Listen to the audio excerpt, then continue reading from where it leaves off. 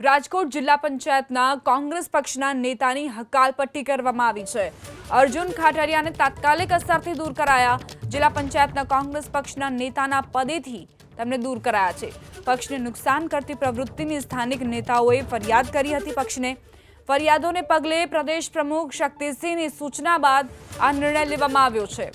અર્જુન ખાટરિયા પર સ્થાનિક નેતાઓએ આરોપ લગાવ્યો હતો કે પક્ષ વિરોધી પક્ષને નુકસાન કરતી પ્રવૃત્તિઓ તેમણે કરી છે અને તેના કારણે તાત્કાલિક અસરથી તેમને પદ પરથી દૂર કરવામાં આવે।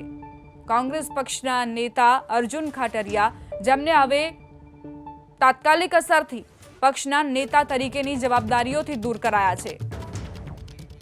અમારા સંવાદદાતા હિરેન રાજ્યગુરુ જોડાઈ ગયા છે વધુ જાણકારી સાથે। હિરેન, અર્જુન ખાટરિયા પર આરોપ મૂકવામાં આવ્યા છે, શું જાણકારી?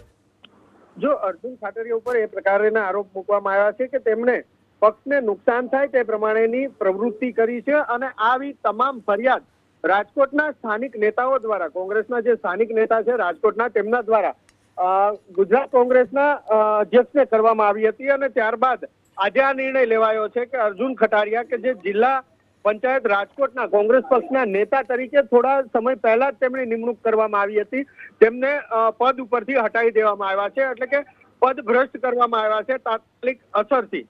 સૌથી મહત્વપૂર્ણ બાબત છે કે આ નિર્ણય શક્તિસિંહ ગોહિલની સૂચના બાદ લેવામાં આવ્યો હોવાનું કહેવાઈ રહ્યું છે અત્યારે, પરંતુ જે ફરિયાદ મળી હતી એ ફરિયાદ શિસ્ત સમિતિ સમક્ષ ગઈ હતી અને કોંગ્રેસની શિસ્ત સમિતિએ તેમને ભલામણ કરી હતી અધ્યક્ષને શક્તિસિંહ ગોહિલને કે જે ફરિયાદો મળી છે તેની અંદર તથ્ય છે, જેના પરિણામે અર્જુન ખાટરિયાને જિલ્લા પંચાયતના કોંગ્રેસ પક્ષના નેતા તરીકે પદભ્રષ્ટ કરવામાં આવે, જેનો નિર્ણય લેવામાં આવ્યો છે અને અત્યારે આ નિર્ણયની અમલવારી કરવામાં આવી છે।